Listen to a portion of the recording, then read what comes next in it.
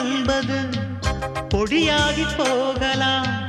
பொன்னாரமே நம் காதலு பூலோகம் தாண்டி வாழலாம். ஆகாயம் என்பது இல்லாமல் போகலாம். ஆனால் நம் நேசமே ஆகாயம் தாண்டி வாழலாம். கண்ணீரில் ஈரமாகி கரையாட்சி காதலே, கரை மாற்றி நாமும் வெல்ல கரையேற வேண்டுமே. நாளை வரும் காலம் நம்மை